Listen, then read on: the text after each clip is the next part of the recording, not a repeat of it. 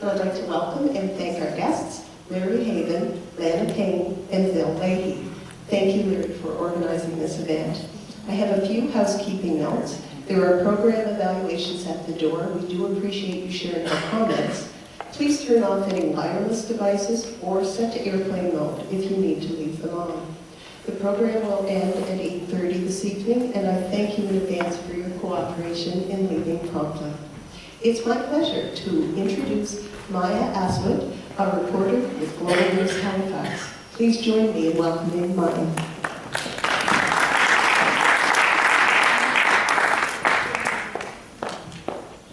Hi everyone.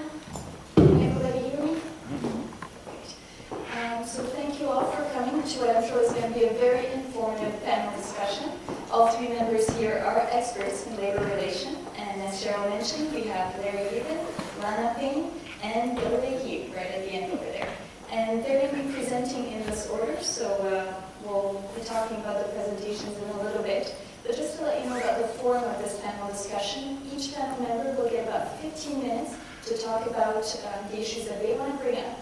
I'll wave when they're close to that 15-minute mark, and we'll let them know when they exceed that time to try and stay at that 15-minute mark.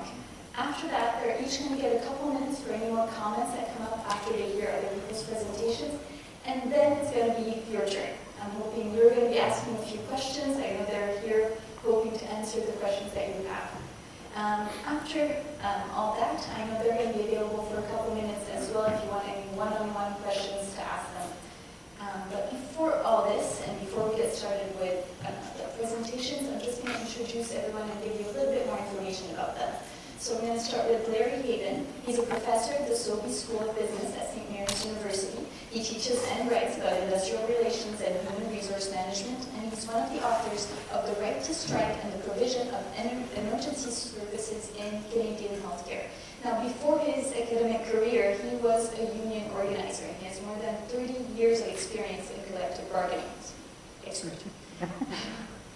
And he's currently a research associate of the Canadian Centre for Policy Alternatives in Nova Scotia. So that's one expert. Next expert, Lana Payne. She's, as you know, the Atlantic Director of Unifor, so that's one of the 4 unions that was involved in the mediation and the arbitration process. She has more than 20 years' experience in the labor movement. She's a former president of the Newfoundland and Labrador Federation of Labor. She's a vice president of the Canadian Labor of Congress, and she writes bi-weekly columns about labor, politics, social justice for the Telegraph. And in case you didn't know, last year she was named one of Canada's 23 Bold Women of Vision. There is there. And last but not least, we have Bill Leahy. He's an associate professor at the Schulich School of Law and the School of Health Administration at Dalhousie University. The topics he teaches include public law and health system law. He's the former Deputy Minister of Environment and Labor and the former Assistant Deputy Minister of Health. He's worked extensively in collective bargaining and health system restructuring, and he's the chair of the board of directors of the Nova Scotia Health Research Foundation. So again, totally experts. So we're going to start here right now with the very first presenter, so Larry Haven. He's going to start us off.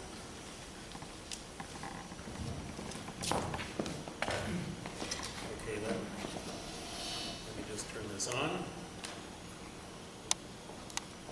Okay, can you hear me? Yes, great. And I'll just run my timer. And there we go. 10 seconds already.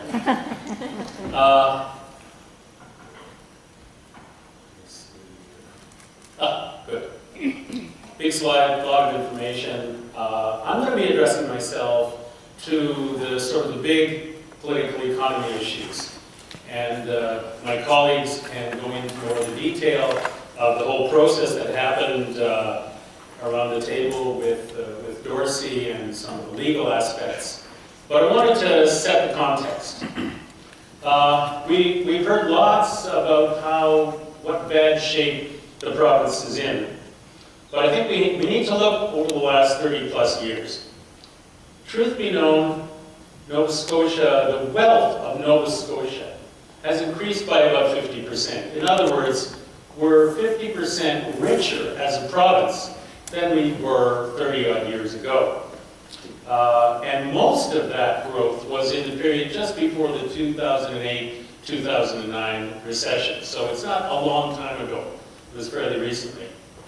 And yet, at the same time, the average real weekly earnings, and that's after inflation, actually dropped by about 3%.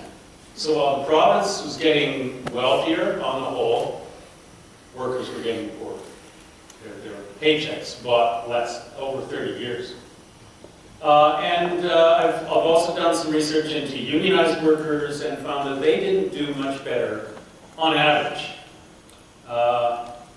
Now, economist Mathieu Dufour and I did a piece for the Canadian Centre for Policy Alternatives a number of years ago, in which we compared who was getting the gains from this new wealth. And the two slides there will show you that the share of wealth going to owners of capital, in other words, people who make money through investments and hiring other people, increased by about 140% over that period, while the share going to those who received wages dropped by about 75%.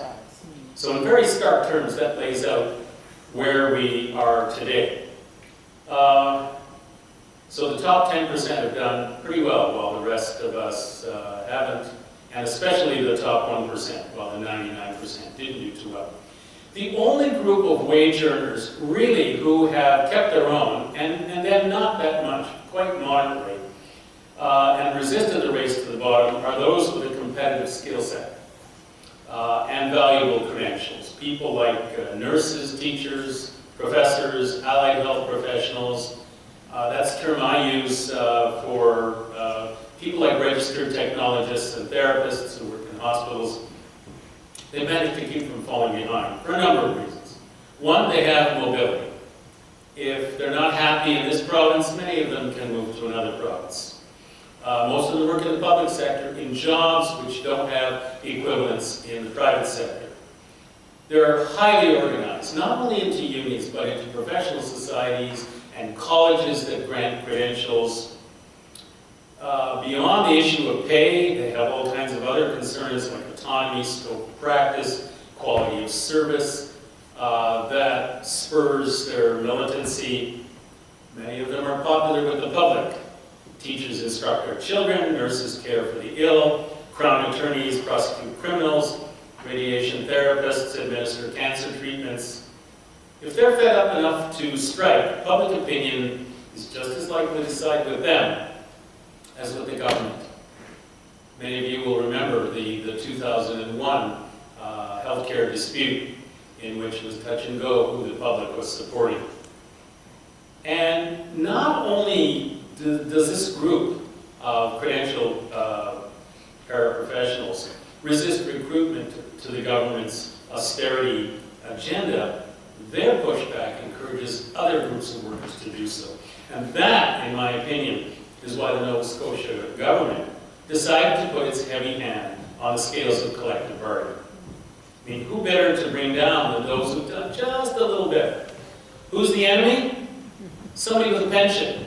If I don't have a pension, I don't look at the rich, I think, well, they've got a pension. And just today, my wife Judy was arguing with somebody who's arguing, oh yeah, no, there should be no public pensions, no pensions for public employees. Somebody who should know better. In the next slide, I'm going to outline the four prongs of the government assault on this group of workers. But the first step is what I call debt panic. So you can hear it. Nova Scotia is Greece. Nova Scotia is the next Detroit. If you Google basket case and Nova Scotia, you'll have a great time. But look, let's get a grip, folks. We're in the midst of hysteria.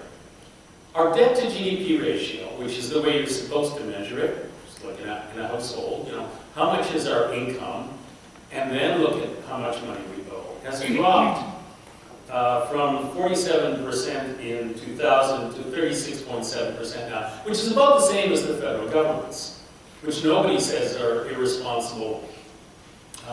By comparison, Detroit is about close to 90%. Greece is 157%. we're not even in the same category. And there's a couple of good articles in the Herald this morning that you can read.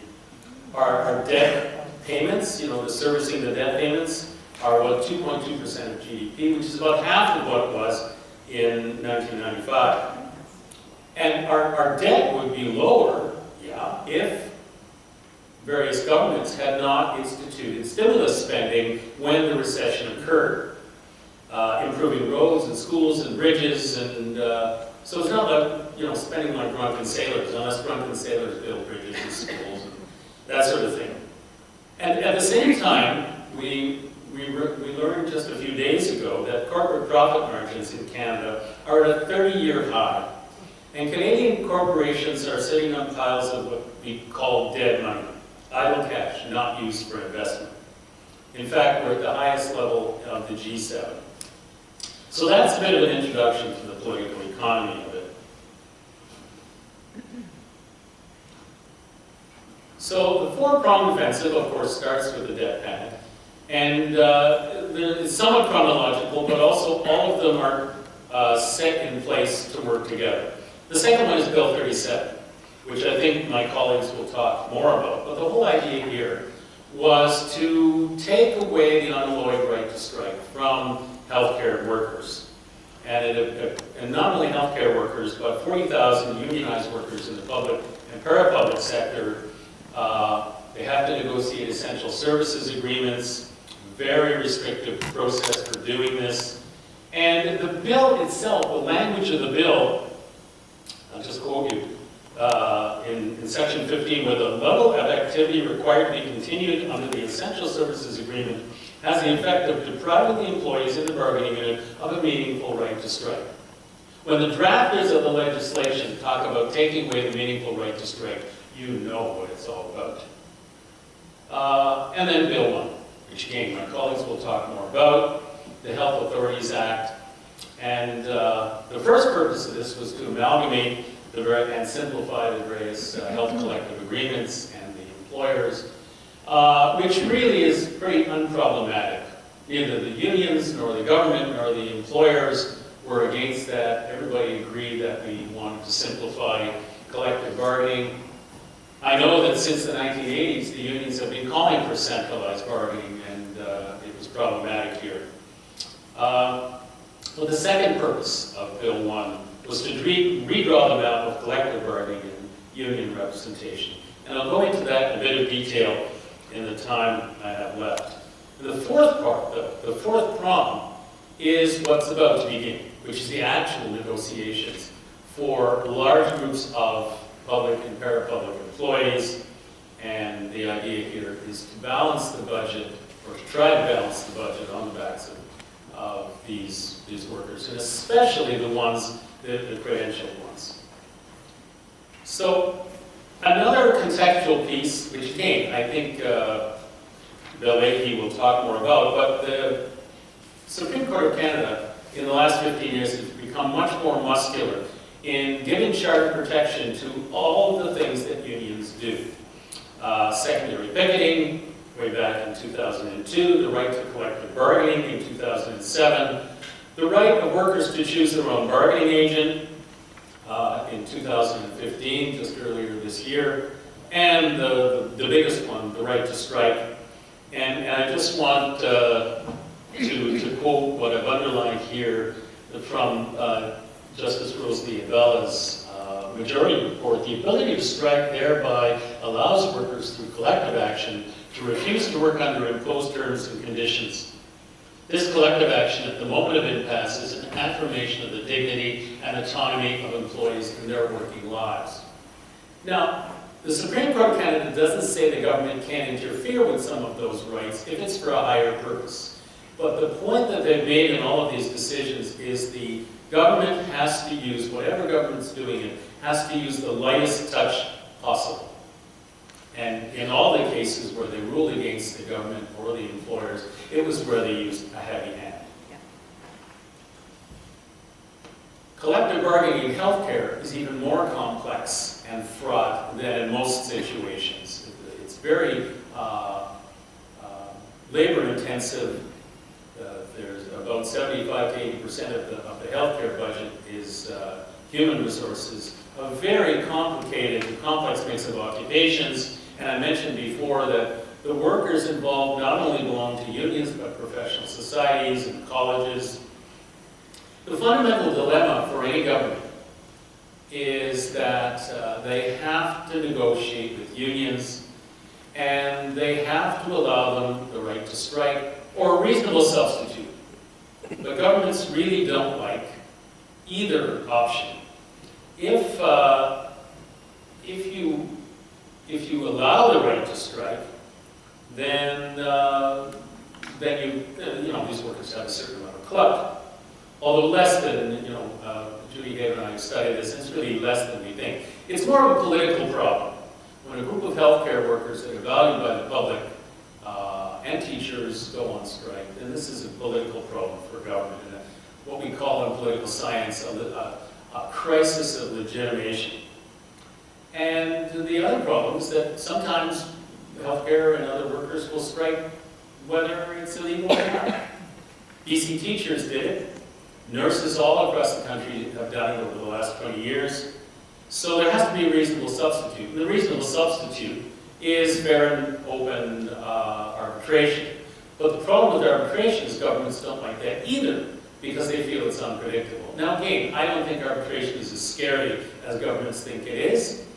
The workers who usually do best in arbitrations are ones who are way behind, like ambulance workers, and who were late to unionize. So the solution here is to allow strikes, but make them almost impossible to have any strength at all, which is to impose what's called essential services designation agreement. So, just to set the stage here, what the government was trying to do was to reduce the number of employers. Whether that's the right number or not, like 2 employers in the province, we know Alberta reduced it to a small number, and they found that was unwieldy. But that's what the government was trying to do, to go really to one very large employer and one quite small employer, the IWK, for historical reasons.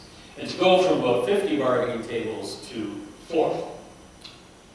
Now, we've always had in acute healthcare 4 functional bargaining units.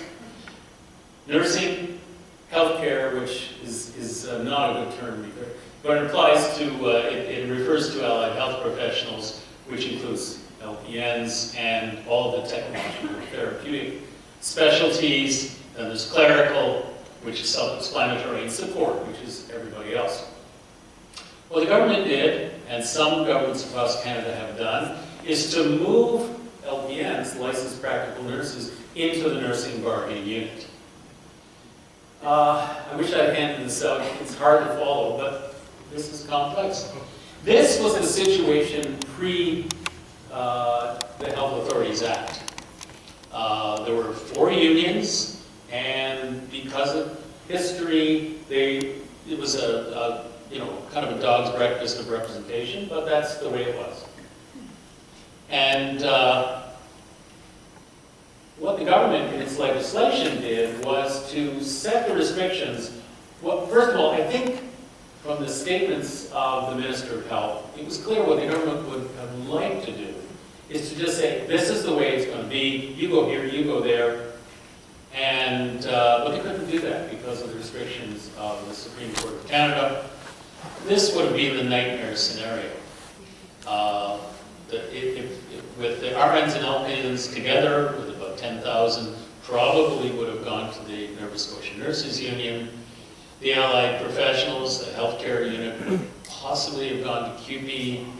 The support might have gone to Unifor, and the worst case scenario for NSGU is they would have lost 7,700 members. Now, my numbers may not be perfect, but it gives you an idea. And out of a total membership of about 30,000, that would have been a 1/4 loss in membership for NSGU. And because they would have been nurses and allied health professionals, the highest paid, that would have had a drastic effect on their revenues. So, just the final slide here. The government drafted the legislation so restrictively that a third party would have almost no room to maneuver. Or as the eventual third party that was chosen, James Dorsey, put it, to act as an usher, simply taking people to their assigned seats. But now that the government's put Dorsey forward, because there's nobody else who has as much experience as this fellow has. He's done it all across the country. There really is nobody else who's as good, and so the government really had to agree.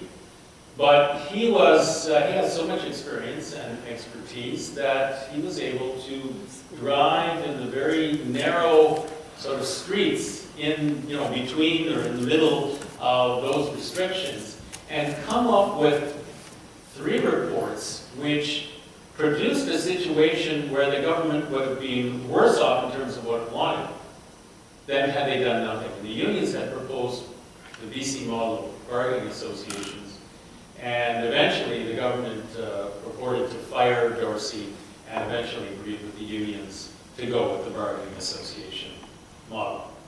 Now, final remarks is, okay, so remember that it's not all about Bill 1. We're into the next phase, and the 4th round begins in collective bargaining with these large group of public employees, and we'll see if the credentialed workers will accept carrying the ball for the government's austerity agenda. Thanks.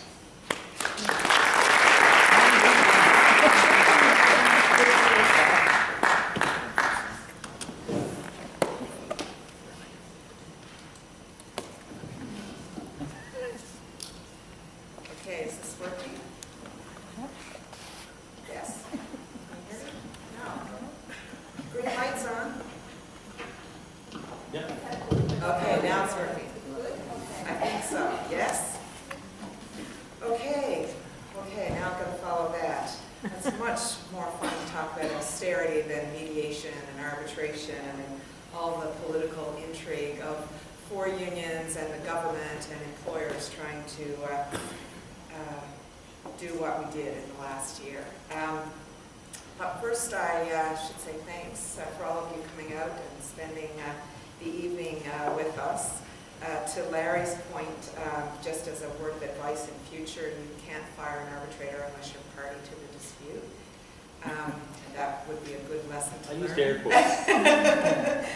And this is really quite amazing. After hours of television coverage, I think hundreds and hundreds of column inches that have been written about this issue in newspapers in Nova Scotia, and many, many debates in the legislature, and you're still out here wanting more on healthcare restructuring. So thanks, Larry, for putting this together, and to Bill for agreeing to come to give at least the employer side of this discussion. I'm not here for the employer. Okay, no. But at least the management. Do that work anymore. The management side. And apparently I got the short straw among the healthcare union leaders. That's why I'm here. And I'll tell you that I won't be speaking for all of us collectively. I wouldn't dare do that, but I hope that I can share some helpful insight with you regarding what transpired over the last year, how the unions responded, and how we, with the help of a very smart arbitrator who believed in labor law principles, managed to finally get a negotiated deal with the government of Nova Scotia. And I want to thank Maya for doing this tonight. I'm sure journalists get very little free time these days because of social media and all of that. They seem to be working 24/7. So I appreciate that you gave up your evening to do this with us. And also to thank her for her coverage of this story over the last year. She predominantly, for her news station, covered this healthcare story and did a great job, being very fair, I would add. And given the complexities of any kind of labor relations story of this roller coaster type of story that we had in the last year, more twists and turns. As I was telling my husband about all of this, he said, this sounds like the House of Cards, which is apparently some drama on TV that I never get to see because I'm too busy spending my time in Nova Scotia trying to figure this stuff out. But I would say that the media did an exceptional job of working their way through a difficult story and covering it quite well over the last year and a bit.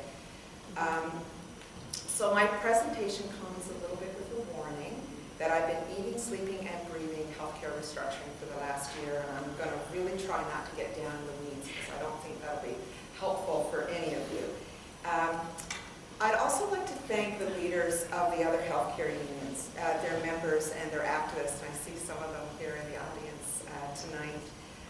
Collectively, we represent about 24,000 healthcare members in acute care sector in Nova Scotia. And for the most part, most of these people, quite frankly, just want to be able to go to work every day, earn a decent living, provide really good care for Nova Scotians, have a healthy and safe working environment, and provide a good livelihood for their families and their kids. And I would say that this past year has been very challenging for all of us. A year in which, if I was to be totally frank and honest with all of you, a year in which union solidarity was really tested, and more than once. And it was a year of a great deal of uncertainty, and I would suggest to you confusion for healthcare workers in the province.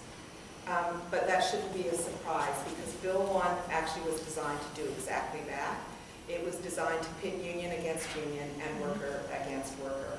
And if I was being also totally frank with you, I would say that there were many times in the last year when Bill 1 was winning. Luckily, it didn't win in the end. I can't really stress how proud I am of the leadership of all of the healthcare unions for the incredible work that they've done over the last year and the vision that they actually provided to build a better and, I believe, more collaborative model of collective bargaining that we now have in acute care in Nova Scotia. And a special shout out also to Ray Larkin, who many of you might know, a Nova Scotia labor lawyer, who really was instrumental in assisting us to get into where we are. And I have to say where we are is a pretty good place at the moment. For workers, for healthcare, for their unions, for employers, and for the government. Because negotiated agreements are always the best outcome when one is looking to ensure stability and respect for labor relations. I think it was quite a shock for some on the employer side when the unions managed to come together last spring and summer, and we were able to reach an agreement among ourselves to put forward this, what you probably heard as a bargaining association model, a collaborative bargaining model, but basically the unions would bargain together provincially. And I think because we were actually proposing something new, something innovative, it was really a challenge for some of the folks on the employer side to see the benefits of such a proposal. They didn't know they had a victory when we handed it to them, quite frankly. Because there were those who were really trying to overreach. They saw restructuring as an opportunity to rewrite healthcare labor relations history and to start from scratch. And perhaps Bill will speak to this because he's been a labor deputy minister, but you can't do that. You can't force relationships when there are none. You can't force a community of interest when one doesn't exist. And you can't force workers to be members of unions that they've not chosen. You don't get good labor relations when you put those kind of criteria in place. Before addressing some of the questions that Larry had asked me to talk a little bit about, I wanted to just briefly speak to kind of Unifor's role that we tried to play throughout this process. From day one, we believed that the government's goals, and their stated goals were pretty clear. They wanted to do this simplified bargaining, streamlined collective bargaining. They wanted 4 province-wide bargaining units and 4 collective agreements, and currently we have about 49 collective agreements in acute care. And they wanted province-wide mobility for healthcare workers.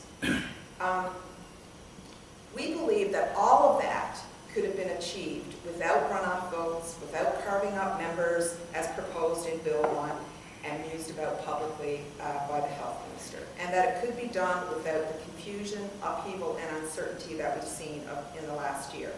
And it could certainly be done while respecting workers' rights as provided for under our Charter of Rights and Freedoms, including the freedom of association. But the kind of restructuring, reducing the number of employers in healthcare that the government had planned to do, can often result in winners and losers. And as unions, we knew about this, so that was partly why we felt the necessity to come together and propose something different. And for Unifor, we're the smallest, we have the fewest number of members in acute care. This was critical for us because we stood to be wiped out in healthcare. We could have been potentially the biggest of losers in this mix.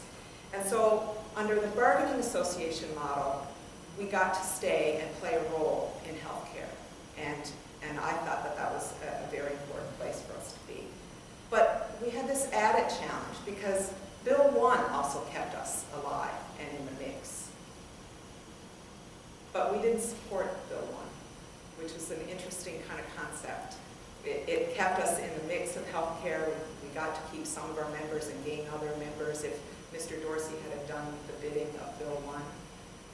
But we opposed it, and for some very good reasons. Because it required us to compromise too much on the things that we believed in, the principles that we believe in.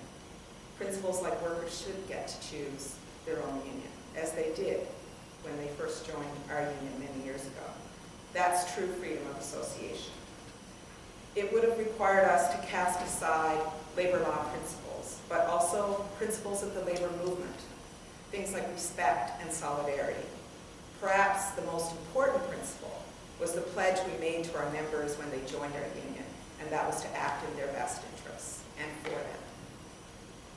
This put a lot of pressure on our poor lawyer, I might add, who accused me more than once of wearing rose-colored glasses throughout the mediation and arbitration process. But we were steadfast, and we believed that if we kept pushing, even through the mediation and arbitration process, for a collective and collaborative bargaining model, as did QP, that we could get there, rose-colored glasses and all. And here I think it's important to be very clear, because Bill 1 placed all the unions in a very tough position. As I said, it was designed to almost pit union against union. It placed the NSGEU and the nurses union in very untenable positions as well.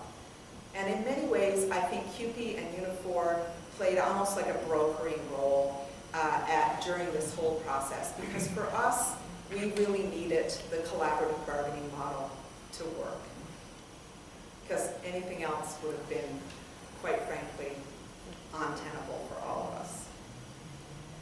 I said this a number of times throughout the last year that, it's not just about numbers. It should never be about numbers. Unions are about people.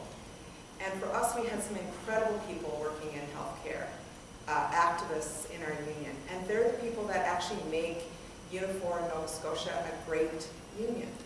It's not me, it's not some of the folks that you might see on TV every day. It's the activists who do the work every day in their communities. They build our union each and every day. And as mentioned, some of the unions took different positions during the mediation and arbitration process. And we should be able to, as adults, respect those positions, because they had to represent their members there too. That's the challenge that I think Bill 1 posed for all of us.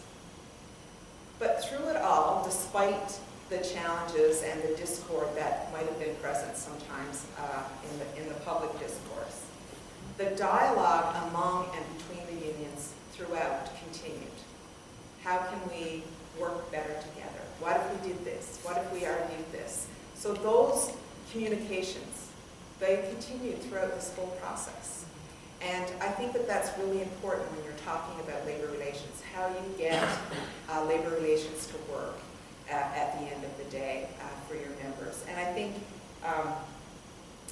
there's many years ago, Richard Cashin, who was president of the Fisheries Union in Newfoundland, he said to me, Any good negotiator will tell you to make sure that you leave every door open as long as you can. and having good dialogue among the unions, even when you might disagree on a certain point, is really critical, because leaving the door open is particularly important. So what was the government actually trying to achieve in healthcare collective bargaining? This was one of the points Larry wanted me to cover. I don't think it was a secret. They wanted simplified bargaining. They wanted 4 province-wide collective agreements. They wanted 4 bargaining units. And ultimately, they somehow thought that this could result in smaller settlements for healthcare workers. It is always about money, let's be honest. And for the government and the employers, I think it was also about minimizing union strength and weakening collective bargaining power. Bill 37 was the precursor to Bill 1. It was a perfect example of how an attempt by a government to try and weaken the power of unions in collective bargaining, because it really limits the scope and the ability to have the right to strike mean anything here. But I would add that when you take into account the fact that we have now to negotiate essential services under Bill 37, I'm not sure we're going to spend any less time at the bargaining table in this first round in particular, because this is going to be quite a difficult task. In addition, Bill 1 had this language called trying to promote harmonious labor relations. Now, if you're interested in, I'm going to say, labor peace, then I can guarantee you what Bill 1 was trying to do would not have achieved labor peace. In fact, it would have achieved the opposite. And this was something that we argued throughout the arbitration. Because when you force union members into unions not of their choosing, that, in my experience, creates more discord. Especially when you add to that the goal of trying to reduce collective agreements and perhaps the most challenging round of collective bargaining that any of these unions would have faced. I think Bill 1 actually would have been disastrous for labor relations in the province, because good labor relations is built on trust and respect. Trust between union members and their union itself and union leaders, and trust between unions and employers. This is essential if you want to reach good negotiated collective agreements, and to have those agreements accepted by the membership. So how would you get collective agreements under that kind of scenario? I think it would have been extremely challenging, and I'm going to use the example of what would have been a new nursing bargaining union. Bill 1, had it been successful, you would have seen a large number of members, not just going into nursing, but into the service support category, which is where Unifor has had quite a number of members, where a lot of the new folks now in those unions would not have been members of those unions currently. Oh yes, I'm wrapping up. Okay, she's telling me I'm running out of time. And you can imagine if you're going out to these brand new members, many of them who may not want to be with you, may not identify with your union, and you're trying to negotiate collective agreements for them. There has to be a trust that you build over time.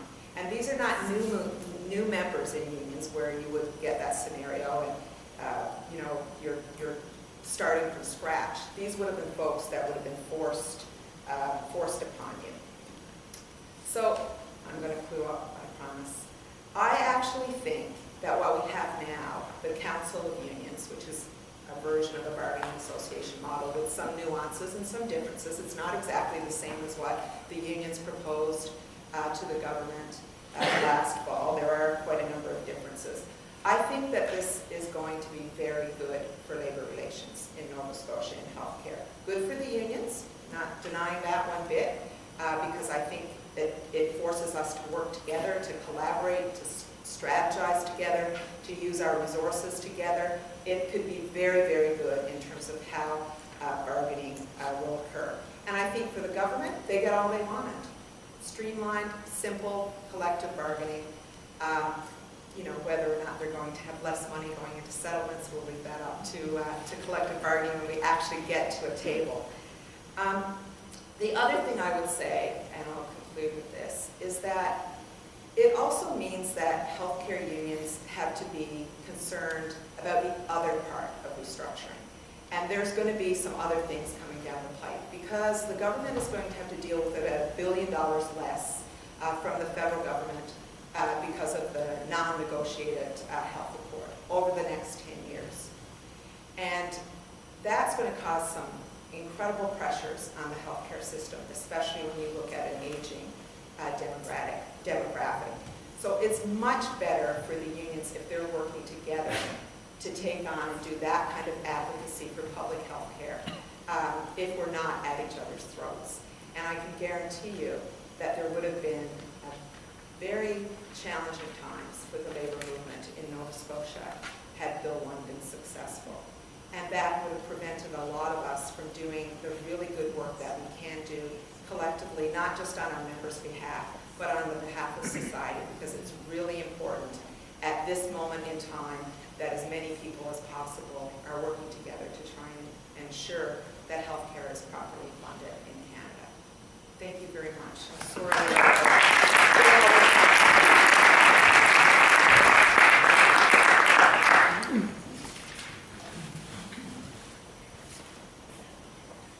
So, is this working?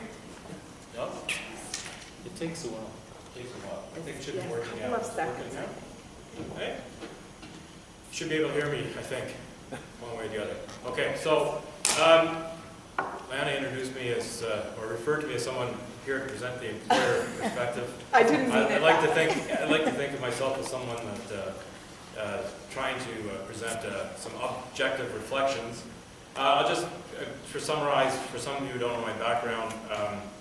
I've worked in health, community services, labor relations, directly or indirectly in a number of capacities. When the Regional Health Board legislation was introduced in 1994, I did legal work on that. It was significantly about labor relations or the implications of it. When the first Health Authorities Act was adopted in 2000 and 2001, again, it had labor relations, successor rights provisions in it.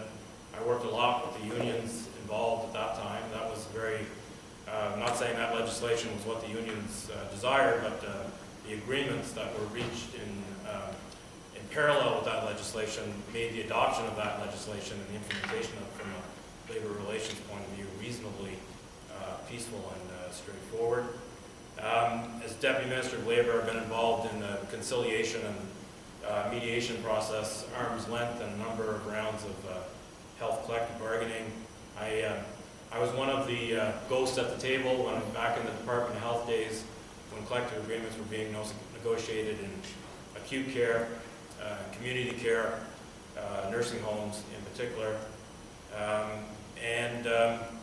I've been involved in a number of other labor relations issues away from the healthcare bargaining situation, specifically Trade Union Act amendments around 2006, 2007, occupational health and safety issues, workers' compensation, so on and so forth. So I've been involved in working with a lot of people in labor relations and labor relations related issues. The other kind of perspective I bring to bear is someone who as an academic tries to write about the parts of health law that relate to the governance of the healthcare system as a whole. And Lana just referred to the non-negotiated health accord, which is a very charitable way of describing a unilateral decision. You got how much money is going to go to the provinces. Canada Health Act, sort of legislation that's about the governance of healthcare systems at the provincial level is the perspective I bring to bear. So just high level, I guess I just want to say that I guess I have three observations based largely on my experience.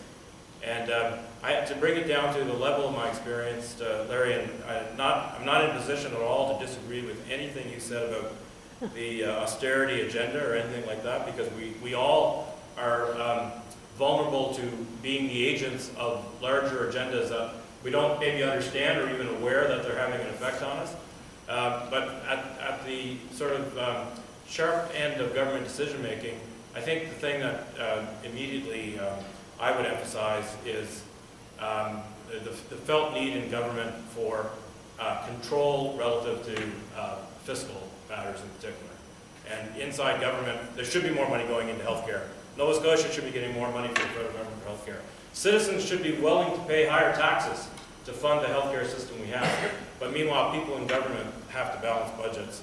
And it's hard to get people to avoid focusing on the cost of employment in healthcare when your healthcare system is 45–50% of your system, and 75 to 80% of that cost, as Larry pointed out, is human resources cost. So, and it's all done, and it shouldn't be done this way, but it's typically done on not much more than a 12-month cycle. Now, having said that, the three sort of observations I want to share is that trying to use legislative interventions to work against the collective bargaining process is a bad thing to do from a public policy point of view, and I would say primarily based on experience because it typically doesn't work. And Larry, you're alluding to this. It's easier for me to say this than for you folks to believe it, because you deal with the assaults, the attacks, the attempt to minimize the system that you're part of. But from my experience, I think the public does weigh in when push comes to shove.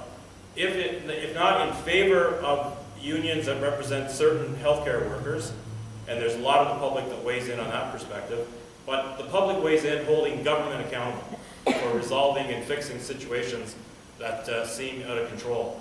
And so government attempts to put a legislative cap or a control on collective bargaining processes to avoid or minimize strikes, or to restructure in a way that tilts the balance in favor of government, I think there's a track record of those attempts not actually being very successful.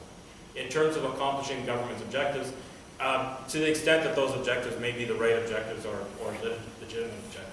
Second, I think, and this has already been alluded to, I think the Supreme Court of Canada is increasingly specifying more detailed limitations on the extent to which government can use legislation to weight the collective bargaining process in favor of employers, and therefore indirectly government.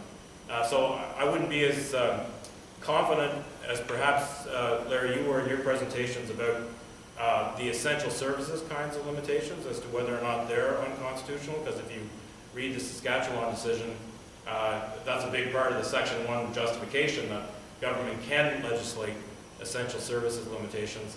But you're absolutely right that courts are quite demanding, and getting more demanding, for a defensible justification for legislative limitations on collective bargaining. And governments haven't been very good in articulating defensible justifications and putting the evidence on the table to support those justifications. And the third thing I would say, and what's my point? I think governments and employers actually have to embrace collective bargaining and the normal dynamics and processes of collective bargaining as a main forum for health system improvement. I don't think there's any alternative in a sector that is as heavily unionized as a healthcare system is, in part because of the history of restructuring in the healthcare system that has made union representation more universal than certainly it was historically, and maybe more universal than it otherwise would have been in the absence of restructuring. There's no alternative to working with the collective bargaining process.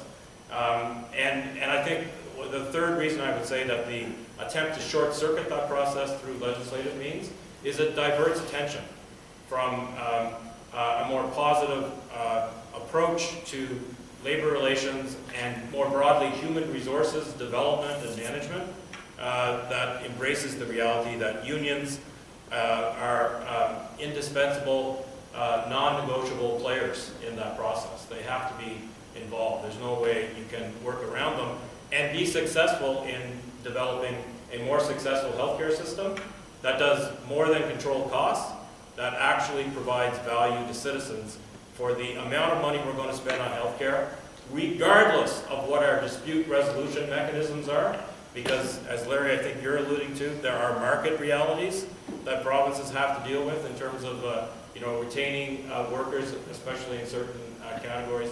There are public expectations that governments have to live up to. And the only question is whether you're going to spend the amount of money we spend on healthcare inside a publicly funded healthcare system that tries to provide access on grounds of reasonable equality, or as a society are we going to spend that amount and perhaps more in a partly private system and a growing private system, and with the disadvantages that that has in terms of equality of access to necessary healthcare services. I would say it's an illusion, and I'm not in a position to argue on the evidence that you can control healthcare costs by suppressing collective bargaining and normal dispute resolution in collective bargaining, because I think you stand back and look at it, what are the various jurisdictions paying for healthcare providers? Larry, you might be able to correct me on this. You might say there's hard connections to where the bargaining model, whether it's essential services or right to strike or what have you, and I wouldn't deny that there is some relationship there. But, you know, it seems to me that Alberta pays more, Ontario pays more, British Columbia pays more. Provinces like Nova Scotia pay more for doctors, for example. When they make a specific decision, they're going to pay doctors at a higher level, which is what we did, at least for a number of years. The sort of market realities, the built-in realities, do more to determine the cost of the healthcare system than the dispute resolution mechanisms we use to negotiate collective agreements. And on that, do I have any time left at all? Or? Oh, yeah, 5 minutes. I have 5 minutes left? So on that, I would just make a couple of sort of what I would regard as prescriptive observations going forward.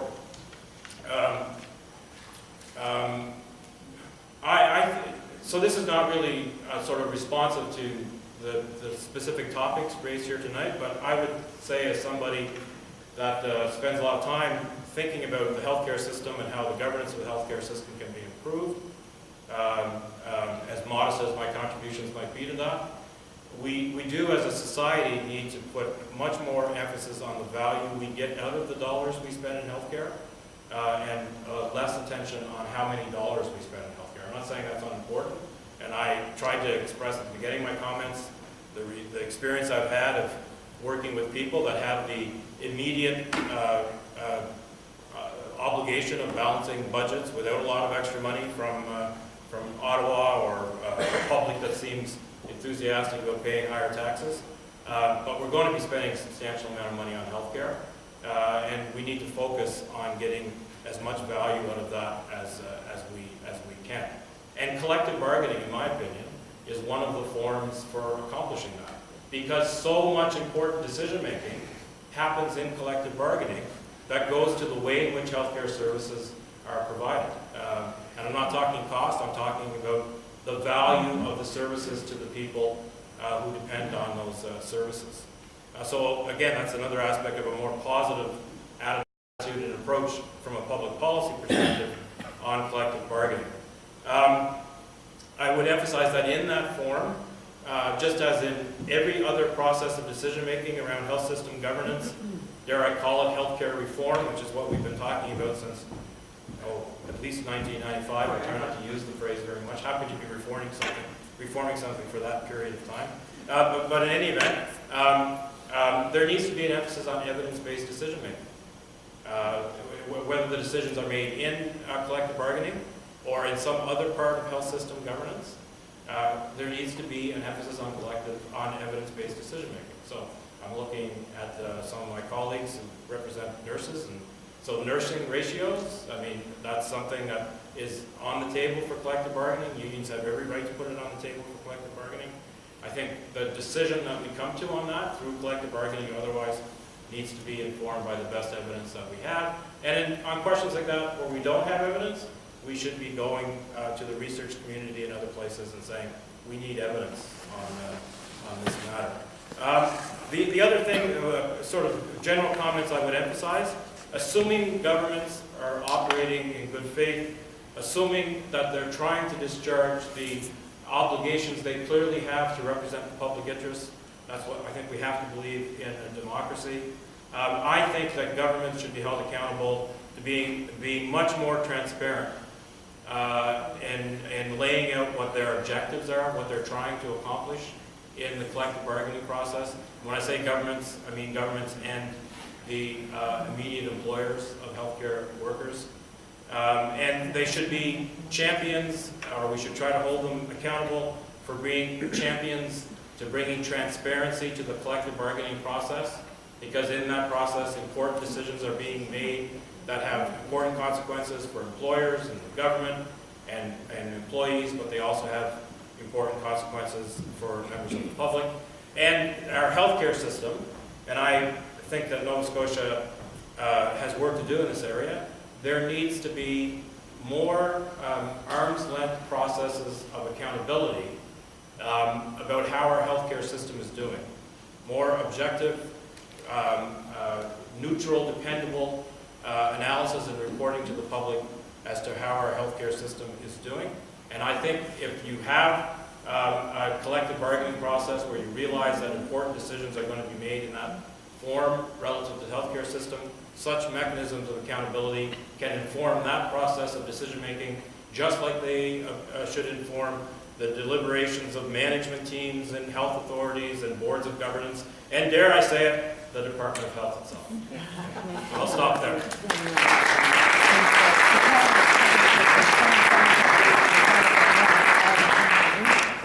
you very much.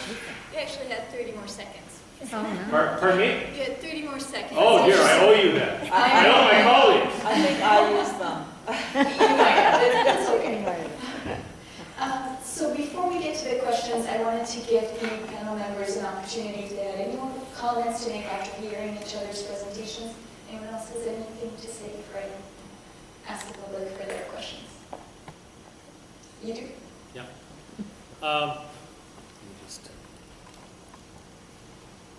I was going to say this at the beginning. Hello? Yeah. Good. I was going to say this at the beginning, but I forgot. Isn't this an amazing place? No, really. When Judy and I walked in here on the first day, and we'd seen it being built, we knew everything, we thought we knew everything about it. We walked in, and we looked up, and tears were in our eyes. And we looked around, and there were tears in everybody's eyes. And we thought, what a wonderful place we've built together with public money. You know, we look after each other. And with the library, it wasn't there, and then it was there, and so it took us by surprise almost. But the healthcare system is similar. I've had quite a few health issues recently, and so I've been seeing a lot of healthcare professionals, and it comes down to this. If you're sick, they look after you. How great is that? I mean, really, and we all pay our taxes, and you know, I could name a whole bunch of problems with our healthcare system, but imagine living in a society where if you're sick, they look after you. So I just wanted to say that, you know, and in this new library, last night I was here for another meeting. It was about Venezuela. At the same time that was going on, there was, in this hall, there was a meeting of the Atlantic Book Awards. And there was another meeting in another room upstairs that I couldn't figure out. I walked by, and you know, you look in because you know it's glass, and you try to figure out what's going on there. And there was probably a few other meetings, Cheryl can probably say. I mean, it's an amazing place, and it brings us together. So I just wanted to make that clear. We have to appreciate what we do together and not take it for granted. Second point is, I did a master's in public administration at the University of Alberta.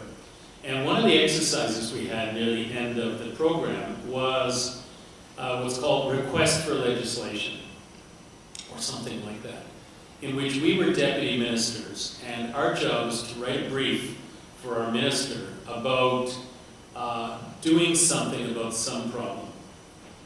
And I forget exactly what the problem was. It had nothing to do with labor or health care. And I remember my proposal was do nothing. Do nothing. Just sit and watch and listen. And that is the hardest, and of course the instructors and the other students, and we had some deputy ministers in watching us. And I was like, what, do nothing? But sometimes that's what governments should do. And especially when it comes to labor. You know, after 30 years, that's sometimes what you have to do is let the parties just work it out among themselves. I mean, and it's almost impossible when you've got a problem for government, whether it's the bureaucracy, you know, the deputy ministers, the assistant deputy ministers, or the elected, especially the elected officials, to do nothing. And to try and explain to the public why you're doing nothing. But I remember, I'll finish it, we lived in Saskatchewan for quite a few years, and I remember the government, and it was an NDP government, that the nurses went on strike, and they ordered the nurses back to work, figuring that they would go. They didn't go. They didn't go. And this was under Romano, and then Lauren Calvert took over, and I remember there was another strike by a different group, the Health Sciences Association, which is the allied health professionals, and the government, having learned its lesson, and there's a wonderful quotation I could find from Lauren Calvert saying, "We're going to do nothing, and this will solve itself," and it did. So. Good advice.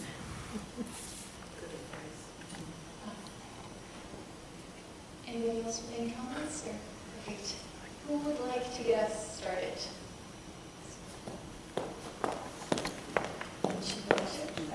Yeah, I think the population of healthcare workers is also, well, first of all, I'd like to thank all three of you. It was really, really impressive presentations, and I learned a lot. I used to be a full-time union worker and enjoyed my retirement since, but I found it very helpful to try to understand, because while the media wasn't too bad, it was very difficult to get really hardcore details. But one of the things that disturbed me the most about the past year is the vast majority of healthcare workers are women, and 3 of the 4 unions that were active were led by women, and I was disgusted, frankly, by the sexism of the government, their approach, and a certain kind of, let's watch, we're going to set up a cat fight here and have these women leaders fighting each other, and they didn't stoop to that, the leadership. And I think the fact that there are female leadership with a largely female membership is going to mean a tremendous difference in terms of how the public sees these workers in the next round of bargaining, and especially if the Liberals continue to think that they can just name Liberals to the board of this regional health board, and they have to change to tune and be much more sophisticated, or they'll continue to be as insulting to the workers and to the work that they do. And that, to a degree, that's reflected in a lot of the comments and so forth that are attached to stories in the webpage. It's really quite disgusting. And so I was really impressed by the leadership of the 4 unions, Danny as well, in terms of how they kept the debate from degenerating into the kind of thing that the employer would want to do. Now that said, I'm just wondering, in terms of the next round, when these assaults are on all, like pensions are terrible now, sick days are supposed to be terrible, and you're not supposed to have anything, that what do you feel that I guess it's mainly Talana, what do you feel the public aspect of this next round of bargaining is going to look like? Because there's going to be bargaining at the table, but this is going to be a huge public issue that the public is going to be paying attention to, both wanting the government to settle it quickly, because I don't want healthcare in jeopardy, on the other hand, dealing with these entitlements, which some people can twist around as if nobody working should have anything. So, is this working? Yes. I actually think that was part of the challenge through this whole period as well. That in the undercurrent was healthcare workers have decent benefits, they have pension plans, you know, it's time to stop, they have enough. There was this kind of undercurrent that was part of the discourse that was occurring. I think for the unions, we have to do what we've been trying to do everywhere and perhaps step it up a bit, and that's to talk about the fact that every worker deserves these kind of, I don't even call them entitlements anymore. It's to push back against that in a climate where we're going to be dealing with a government that's perhaps looking for concessions and wage restraint. I think we got an indication this week with the freeze on MLA's salaries that this is what governments do. The whole austerity agenda has to be challenged by unions, and I should say is being challenged by unions, and we have some partners who do that as well. But I think for, to talk about how you switch this around in terms of what people deserve and don't deserve, this actually isn't just a challenge for healthcare unions in Nova Scotia. This is a challenge for unions throughout the country, because we've been bombarded with this idea for many decades that, union workers are overpaid, they have too many benefits, people don't, the rest of the world, particularly if you work for the public sector, the rest of us are paying for that. So it feeds into this, nastiness, basically, in the lowest common denominator.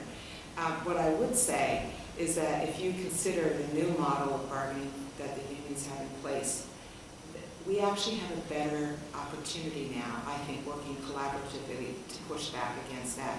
Instead of one campaign by one union trying to achieve this, one campaign, competing campaigns, what is basically what you would have. We collectively can do something. So that means our money is being used smarter, and I think in a more coordinated way. But there's no doubt that this is going to be a lot of work. I'm not one to think that we should be rushing to get to a bargaining table where concessions are going to be something that's being demanded, but that will be discussed among the unions in terms of the strategy going forward, which I also think is really good. That instead of one union doing this over here and one union doing that over there, now we come together, and actually in the structure and the constitution of these Council of Unions, we have an executive committee in each one, and it's the leaders of the 4 healthcare unions who purposely will come together to have those high-level discussions about how we deal with that, what kind of campaign do we need to have, and how do we deal with bargaining, what kinds of decisions will we make there. And I think it'll serve our members better, and hopefully, to Bill's point, which I think is great, how do you actually deliver better health care through the collective bargaining process? And if we're able to achieve that, then these things become, you solve some of those problems that you're talking about too. Thank you.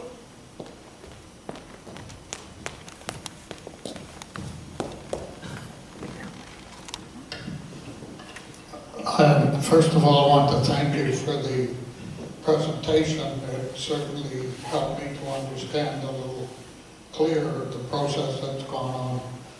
And what I think has to be seen in a large part as a victory for the bargaining process. The question I have is, each of you, in one way or another, referred to healthcare reform.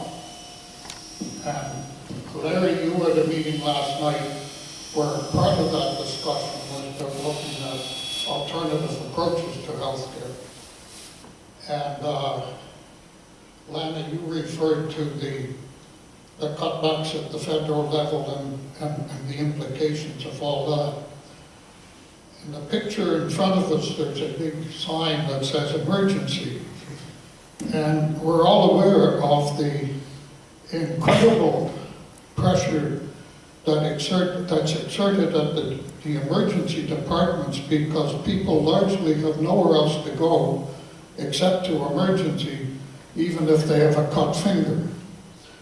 And we all know that emergency departments have been closed down all across the province in various hospitals.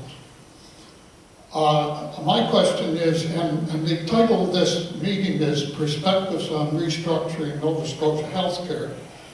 I wonder if we could convene a follow-up meeting that would start with that, and after the colon, you would have something like an in-depth discussion of healthcare reform, so that we could have a public debate and a public discussion that would look at some of the alternatives to the extremely centralized professionalized form of healthcare that we have? And what are some of the alternatives, like community clinics and various other things like that? So my question is there any possible chance we could have a follow-up meeting to deal with that? So I'm not, I'll leave it to Larry to do all the great organizational work, but what I will say is that I actually think that this is going to be phase 2 of the discussion on restructuring of healthcare in Nova Scotia. And I say that because while most of the media attention, because of course we had Bill 1, has been on union representation and labor relations in healthcare, there is a plan B, which I was getting to at the end of my remarks before I ran out of time, and that is things that we've been hearing about around shared services, regionalization, centralization of services, potential contracting out, privatization. These are also things that are going to happen as a result of restructuring. So we have to be very prepared as advocates of high-quality healthcare to be ready to have that conversation and to talk to the public about what's happening there. And this is really the bigger piece of healthcare restructuring that we need to be concerned about. It's not just about having one single employer. There really is, I think, a plan to do much more. Perhaps Bill, with his history in the health department, might have more to add. I don't, just a minute. I can't even turn on my microphone. It goes up. Okay. So I don't want to sound a bit sour, but one of the things that my experience in government tells me is that people that assume that government have a master plan constantly overestimate government's capacity to actually have a master plan. And Well, they should pretend to have one. there's certainly a danger of overestimating their abilities to deliver. Yes. So I don't want to sound facetious about that, but there's often another more obvious explanation for what happens or what doesn't happen. The only sort of reasonably serious thing I want to say is that there are various international evaluations of national healthcare systems, and Canada doesn't do poorly on them all, but Canada doesn't do as well on some of the more credible ones as Canada should, given the amount of investment in healthcare and our appropriate national pride in what we've tried to accomplish in healthcare. And the ones that we don't do as well on pretty consistently don't criticize us for what goes on in hospitals and in the institutional sector. They criticize Canada for not doing as much in the community and the primary care sector as other societies that may have different systems, but obviously share our values in terms of the importance of healthcare and significant commitment to public healthcare. And it's that piece of what does the healthcare system do to help people navigate the healthcare system outside of the hospital? And it's always been important, but it's obviously increasingly important as the number of people in society, because of demographics and because of the success of the healthcare system in treating people who historically wouldn't have been treatable for whatever condition they had, the number of people that are living with chronic conditions and need to be supported on a continuous basis as opposed to relying on episodic visits to emergency departments. So without saying I'm advocating contracting out or anything like that, I didn't mean to imply disagreement on that level. That's where we need to be, I think, as a country, not just the province, focusing a lot of our effort on healthcare reform. What countries in the world, I'm just curious, are doing a better job in terms of delivering service in the community and outside of the emergencies? Well, so if you look at the Commonwealth Fund ranking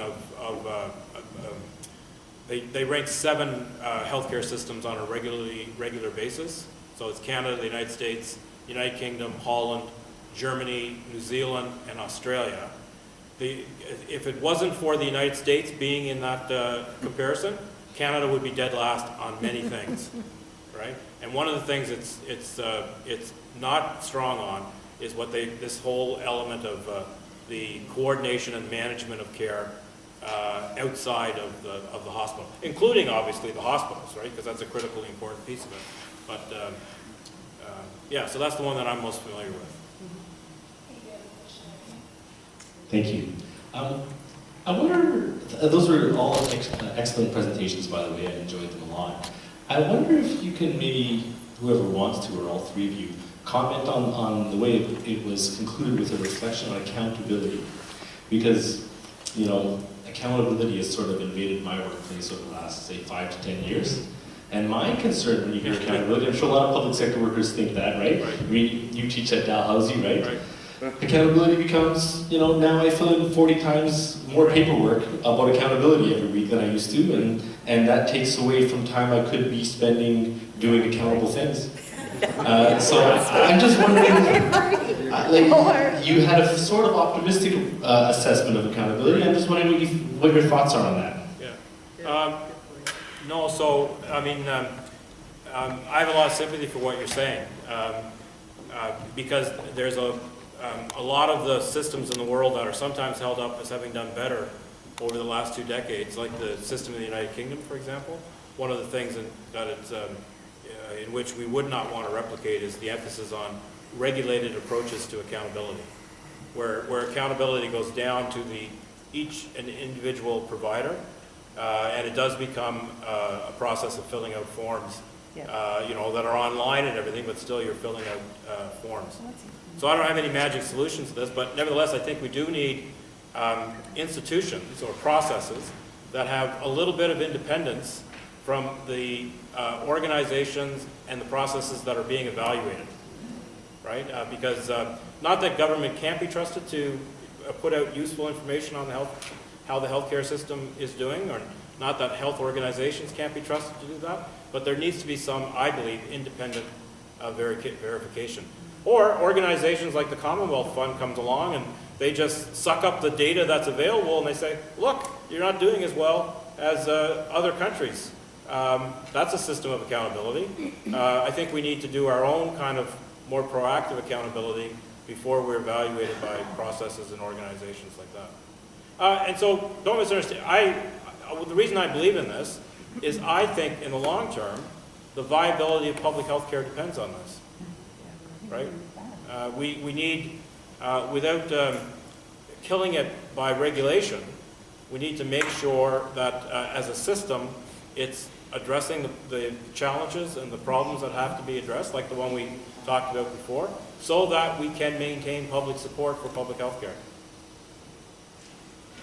Larry, did you want to add something? Yeah, on the question of accountability, there's another question that comes in, and that is accountable to whom? There are a number of different models of how you make a system accountable. And I'll give you an example in primary healthcare, which is the doctor's office and all of the associated specialties that go into a doctor's office. When we lived in Saskatoon, we were members of the community healthcare cooperative. And it was a great model. It dated back to the doctor's strike in Saskatchewan, when most of the doctors went on strike, and they wanted to keep they were fighting against Medicare. And they had a whole system. You'd go see the doctor, and the doctor and the nurse practitioner would refer you to the lab, to the psychological services, physiotherapist, a massage therapy. It was a wonderful system. The community healthcare clinics across Saskatchewan were accountable to boards of citizens. And that's actually a wonderful model. I'm not saying that the hospital system can be accountable in that same way, but certainly primary care can. And we used to go to meetings, and not only the board, but there were annual general meetings where citizens who were members of the co-op, would go and express their complaints, and if it had to be against the doctor, so be it. That was a wonderful method of accountability. It kept the practitioners on their toes in a wonderful way. Hi, I'm Ian Johnson. Actually, I was a member of the Saskatoon Community Clinic as well, and I'm on the board for a couple of years. But I'm here now just to pick up, I think, on two main points that are difficult to cover in such a wide-ranging discussion. One is one that Errol mentioned, which is there's an implicit acceptance, I think, with Bill 1 in particular, on the value of moving ahead with the centralized healthcare system. I don't think that, and you were talking, Bill, about evidence-based decision-making. I think the jury is still out on whether this approach, as much as the 9 boards were better or not, that still has to be resolved. And I agree with Errol's suggestion of further debate and discussion about it. Yes, we're underway with it, but it's never been resolved and never really properly debated to whether we should be going ahead with that. And the consequences of that could be far-reaching in terms of opening the door for privatization and cutback in insurance services, especially in light of federal cutbacks. The other quick point I'd like to make is about the legislative process that happened with this past year, Bill 37, Bill 30, 37, and Bill 1. It was terrible. I've been around the legislature for 30 years. I've never seen anything like it. It's rushed, dictatorial, secretive. If you wanted to go to law amendments, it was difficult to get on the list. You had to get a different pass, whether you were presenting or observing. There was a cutoff of debate unheard of by the government of the time. They refused to consider amendments at one point before the committee even finished its consideration of Bill 1 in particular. So there's a real question, I think, about the process. Is this the people's house, or in my view, a forbidden zone? It's become that, with the presence of security in the legislature. So we need to look at how the whole legislative process is now operating in light of what's happened with Bills 30, 37, and 1.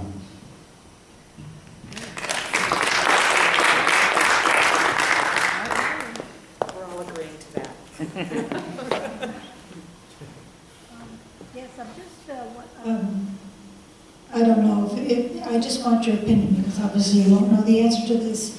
We're hearing a lot now about a national pharmacare program, which everything I've read about, it seems like it can save us a lot of money, save the healthcare system a lot of money. So I'm just wondering what your opinion would be. Do you think you could see the federal government going that way, or is that just, to me it just seems like such a sensible thing to be doing. But I would like your opinions on that. Thank you. Well, we need a new is this working? We need a new federal government first, though, to achieve that. I mean, let's be clear, we'll never get it with this one. But I agree, it needs to be done, and based on evidence of which there seems to be lots of it, it certainly would save the healthcare system a lot of money. And we'd be able to invest in things like long-term care, which I think is in the community, which I think is going to be a huge challenge. I'm not sure if this is working. Is it? I thought I had it on, but...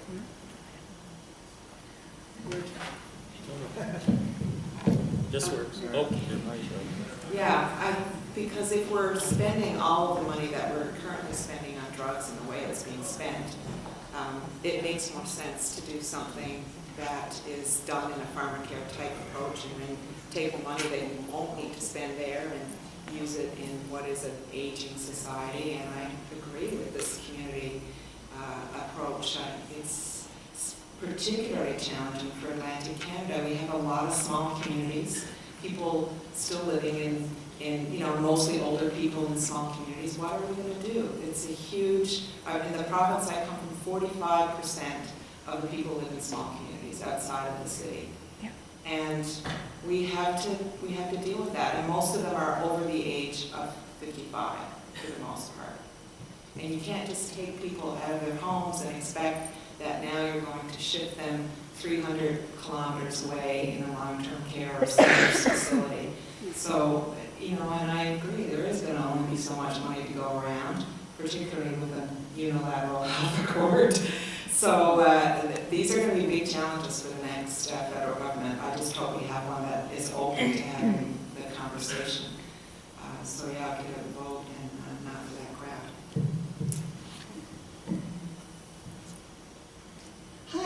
Hi, this is a bit of a two-part question, I think. You guys have spoken a little bit about trust and respect between the unions and government. I think we all talk about government as one kind of beast, Right. but we haven't really acknowledged the difference between political direction versus bureaucratic direction and the tensions that exist there, and how you have trust and respect between those two levels and between the union and those two levels, or the different unions in those two levels. And I think maybe it's kind of a question for everybody. I'm not really picking on anybody, but it just seems like that's a really big part of what we're trying to talk about, and we're not acknowledging the elephant in the room. That even if the political side and the unions have trust, if the bureaucratic side of the process hasn't bought into that, we're going to have major issues. And if the political side, vice versa, hasn't bought into that, but the bureaucratic side has, we're going to have major issues. So how do you, going forward, do you guys have any opinions on how you reconcile that issue to get to a place of real trust and respect with everybody? Okay, former Deputy Minister Waiver. I don't even know if I'm going to turn on my microphone. I don't think I have anything useful to say, because, I mean, maybe I should if I am going to talk, actually. I think we're not. So first of all, that's a pervasive problem in public policy, right? It's that dynamic, and it's not. It's even more complex than that. See, David Wilson here. It's not that the political branch is a uniform, homogeneous body of opinion either. There's dynamics, between the party and the people in government, and between ministers and cabinets, and then there's all kinds of dynamics at the bureaucratic level. Just between Department of Finance, the Department of, I think we now call it the Public Service Commission, to the extent that government is involved, is kind of the agents being involved in broader collective bargaining in the public service, the healthcare department. There's all kinds of dynamics at play. And so, to some extent, they just have to be managed within government. I mean, when I made my earlier facetious comment about overestimating government's capacity, some of the things I didn't refer to that I wish I had, like, legislative intervention to suspend strikes or stop strikes. I mean, Larry, you actually referred to the 2001 situation. I can't go very far because it would be unethical for me to say very much, but behind the scenes, you wouldn't believe why that happened the way it did if I explained it to you, right? It's dependent so much on circumstance and personalities and so on and so forth, right? It matters if it's a government early in its mandate or if it's a government later in its mandate, in my experience, right? Because people tend to have more experience. The point I was going to make is I think we're moving towards, I think we have a kind of version of provincial collective bargaining, right? And, in some situations, it's better to be honest with yourself about what system you're in and create a framework and a set of institutions that reflect that institution that you're in, instead of continuing to try to pretend, oh no, we don't have centralized bargaining, we don't have provincial level bargaining. It's actually done at the organizational level, or it's done in the field. So what I'm getting at, I guess, is one of the things that can help somewhat is an institutional framework where government is required to play a more sort of consistent role because it's institutionalized in some way, right? Because right now it's kind of decided each and every round of collective bargaining. What role is government going to play? It may be more organized now than it was in my time, but there'd even be questions about which department is going to be the lead department. Is it going to be health? Is it going to be public service? Is it going to be the Department of Finance behind the scenes? I'd like to just make a point here that if you watch governments, and I've watched them for over 30 years in different provinces, healthcare and the industrial relations of healthcare is something that governments sort of think they put to sleep. And then all of a sudden it becomes a crisis when it rises up and bites them in the behind. It would be wonderful if both the politicians, but also the bureaucracy, and I don't say that in a bad sense, were to say, how can we make this system better, and how can we pay attention to it? and not just react when there's a crisis. The other thing is it's unpredictable. I looked very carefully at the 2001 labor disputes, and originally the unions had no inkling that their members were as angry as they were. In fact, most of the unions involved negotiated agreements with the employer, with NSAO, and were totally surprised when their members said, "We don't like that." Well, wait a minute, we did a bargaining survey, and you said you put up with it. Union members, the militancy of union members is a moving target. And it's not an individual thing, it's a group, collective thing, and it's dynamic. And unions can be taken by surprise by the militancy of their members.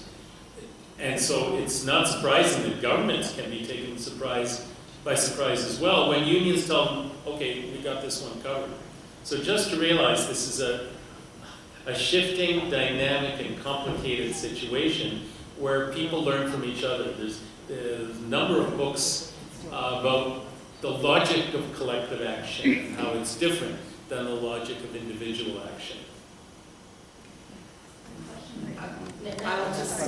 Just one quick response to that. My experience is whether it's politically or within the bureaucracy that you can always find people that you can work with. And I think,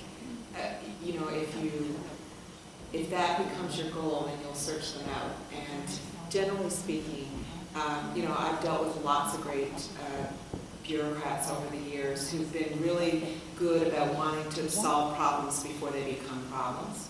And some political folks understand that, unions have a job to do, and they're doing their job, so they're quite respectful of that, but at the same time understanding that we're not always going to agree. But that involves quite a level of evolution, I would say, and I'm not quite sure we're fully there.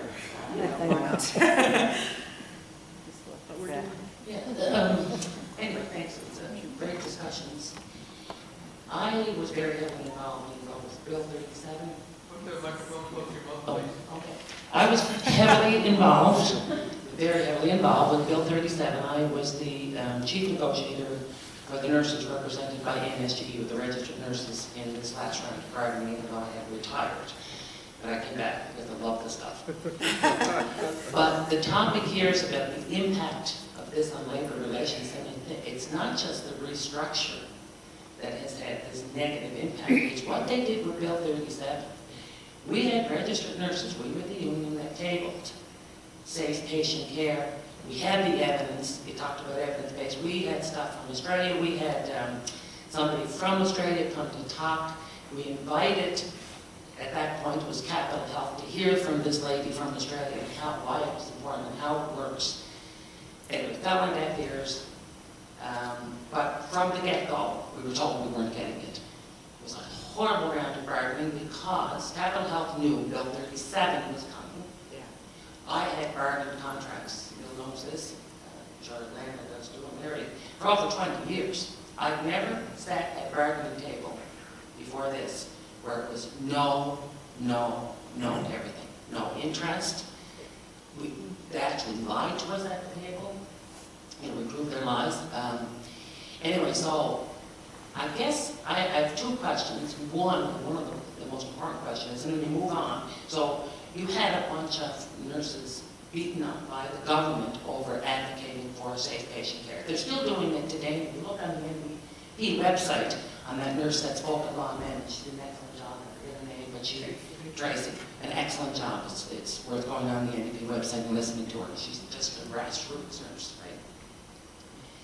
But anyway, so then because the nurses went out illegally, just to prove a point, on the horrible situation at Capital Health and how they go home crying and headaches and the way they have to leave their patients and worried about their license being on the line at the same time. So they went up for 16 hours or however long it took for the bill to be rushed through and get their breathing and over and done with. With the cease and desist first, that's right. Sorry. Anyway, so you had all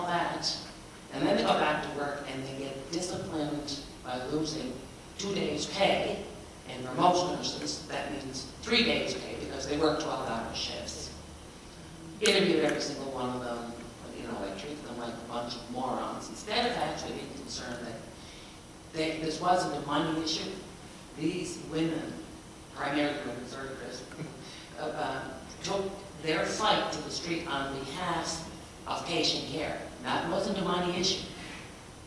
So then they get beat back to work, and kind of reminded me of that place it was China where they got the fire truck and hosed the workers back to a demonstration. It was getting close to that. So you have the morale after that, and then comes Bill 1. Right? So then we have to go through the motions of the essential services, like the bargaining has to stop, we have to negotiate essential services legislation, and then Bill 1 comes along, and then going to designate workers to unions. And I will say, I'm so pleased with the outcome. So here comes my two questions. One, most important, is that are there any recommendations from the panel on how this morale is ever going to be restored? Because we know how bad it is. I'm sitting with some of the nurses here from Capital Health tonight. How bad Bill 37 and then subsequent to that Bill 1, and how the lack of respect they have, and it's realistic. So any suggestions on how union leadership can work, some of the leaders how can they work with the employer, wherever after they all get, the ones that are there get their severance packages, and the new ones come in line for their next one. And then the other question was, and thank God for Mr. Dorsey, because I think at the end we ended up with a good outcome, because he wasn't going to be pushed around by the Liberals. And don't blame me, I voted NDP, okay? Anyway, but Bill, when the Minister of Health, so this question's for you, came out and said they fired him, and she'll show me some of the lovely cartoons her nurses made. I should send them to you. But anyway, so from a legal perspective, under what basis, I'm only ever familiar with, I guess, when you don't like an arbitrator's decision, you go to the Court of Appeals. You don't like that, you go to the Supreme Court, and on you go. So, under the law, since you teach law, under what basis can you fire an arbitrator because you don't like him? Or you don't like the decision? Well, why don't you folks respond to the first question, and I might have something to say on the second question. The first question, as Linda said, is the more important one. The morale, how do we fix it? It's not going to happen overnight. It's not going to be an easy fix. I think there's been a lot of damage done in the last year. What I do believe is over the next year or 18 months, the work that the unions will have to do with their membership, it will be positive work. It may be a bit frustrating at times, but it won't be, we've got to have a protest, we've got to do this, we've got to do that. We'll be actually moving things forward. And I think that, I hope, this is my hope.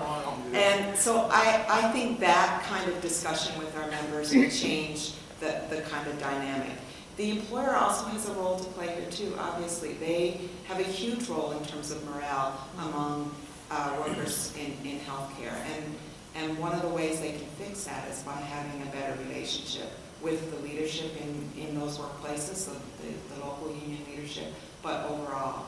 And also that the restructuring that's happening in healthcare and in the workplaces, that the people who work there are being consulted about it, that they're having input in that restructuring, that people feel that their opinions and their input is valued. I think that that's critical given the amount of change that we're going to likely see, or that potentially we could see in the system over the next couple of years. Before you answer your question, you mentioned earlier that I might be a conspiracy theorist. I totally am not. I'm the most pragmatic person ever. But I will say that when I first started working for a union many, many years ago, the president of that union said to me, as I was kind of ranting and raving about something, and maybe suggesting that there was some grand conspiracy, he said, Lana, before you assume there's a conspiracy, you better rule out incompetence first. I realize that's good. Larry, do you have anything to say on that? I think it's very difficult to get managements to take union members seriously. But I saw a wonderful example. In Saskatchewan, the nurses union had 3 strikes. And in the first one, the employers, the hospitals, because it was very decentralized at that point, didn't take them seriously. These people are going on strike, they're only women. They'll never go on strike, and they did. And then the response was, how dare they? It was anger. Then there was a second strike in 1991, and the managements across the province, not exactly all together, but they started to learn the lesson. There was a third strike in 1991, and that was the one where the nurses went out illegally. And I studied very carefully what happened at the Royal University Hospital. The director of nursing decided that there was going to be a strike. And that if they were going to provide patient care, oh, and the other thing that the union finally learned is you don't make any guarantees of essential services. That's pretty drastic, but they got burned in previous negotiations when they said, okay, we'll cover these 4 wards, and management said, good, okay, we'll move all the management people over to these wards. So in the 1999 strike, the nurses union said, no guarantees. We will have a group of nurses, the best trained nurses, on the picket line, in the trailer, and every time you have an emergent situation, you call us, we'll come in, we'll assess it, and we'll decide whether we're going to provide services. And the director of nursing, to her credit, said, okay, that's what we'll do. And I asked, what was the result? And both sides said, not the intensity of care, but the quality of care in really emergency situations was better than it was in a non-strike situation, because they had no choice but to rely on the expertise of the nurses. But it's not just nurses, it's also all the other groups. They know what they're doing. I was at a CAW healthcare conference. No, this was before. Oh, before, okay. It was about 10 years ago, and I gave a talk about something or other, and then I had the whole rest of the day, so I decided to go to their seminars. And all of these people in different healthcare occupations were talking not about how do we get more money, how do we improve our pensions, it was how do we provide better care. They really are concerned about providing the best health care while maintaining their health, their own health. But, sometimes it takes a lot to knock sense into managements, and sometimes you have to take up the cudgels to do it. I'll just mention Janet's good friend in Alberta, Heather Smith, the president of the Nurses Union there. When the government introduced essential services legislation, she said, it set us free. So the way they approached essential services legislation, which was basically, sometimes they have illegal strikes. Sometimes that's the response. No, I don't know the answer to your question. Just because I teach law doesn't mean I know the answer to every legal question. But to fire someone, you need either a contract with them or you need a legislative authority that gives you the authority to fire them. And they don't have that. Well, I don't know. I haven't looked at that question, right? My quick perusal of the legislation, the only thing that came to my attention was that the minister had responsibility for paying. Yes. Which is not the same thing as contracting with the arbitrator. Yeah, so our lawyers' read of the legislation was that there was no place in which someone other than a party to the arbitration could actually fire the arbitrator. So the employer, for consensus with the other parties, the unions, could release him of his duties, but there was no place in which the minister or the government could actually get rid of Mr. Dorsey. Well, actually, Dorsey felt that way. We just kept issuing decisions. Yes. I quite liked it that some of it came from the mountains in D.C. apparently. Yeah. At least that's what Yes. one of their Right. sources. We have 2 more questions in about 10 more minutes. So mine is kind of a question, but it's more of a comment and some observation. So as a registered nurse who's been part of all of this, my question becomes, how do we hold this government accountable for how they've treated healthcare workers through the process? So by that, to sort of expand on Ian's comments, the whole law of amendments, limiting time, limiting number of people in the room, you can't use your phone, you can't videotape, you can't, so making up rules from my best understanding, because just I'm not totally politically savvy.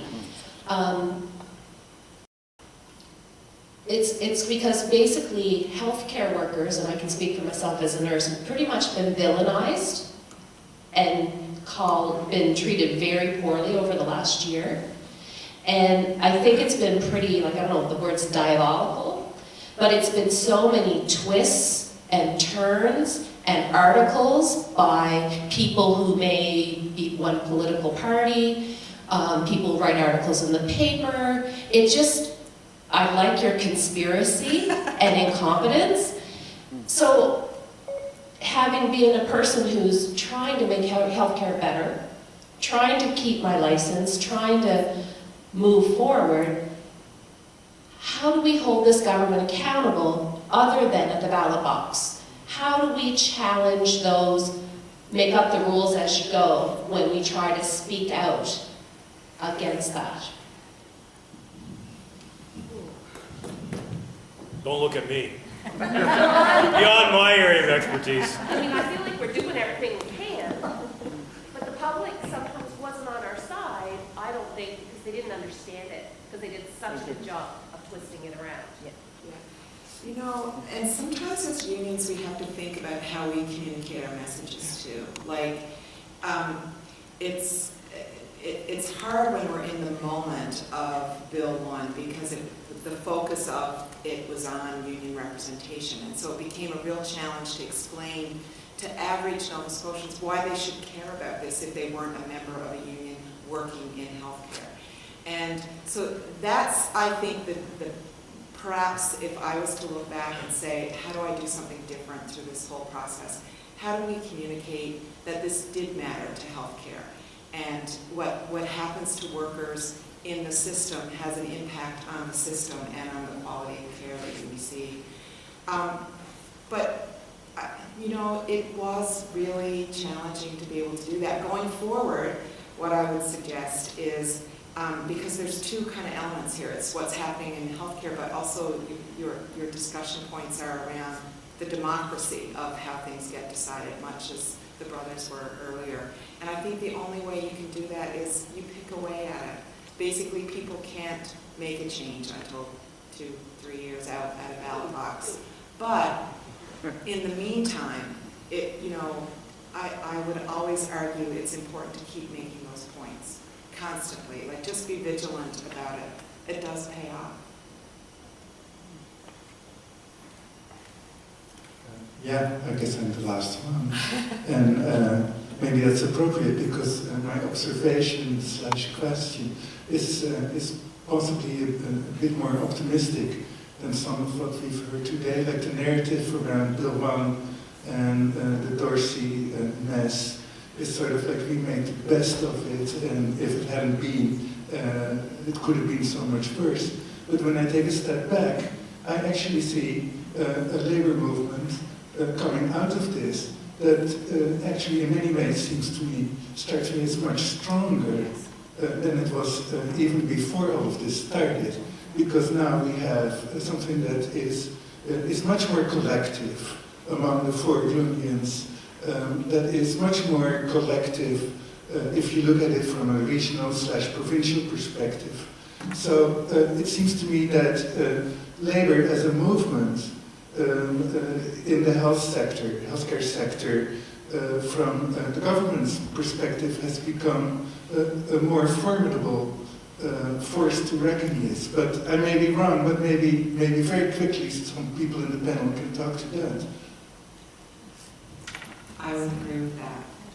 Because we are actually in a situation now where we have a structure that, I don't want to use the word forces, but enables us to come together to strategize, to use our resources together to be smarter. We're not going to be competing with each other at the bargaining table. We're going to be working together to achieve something positive.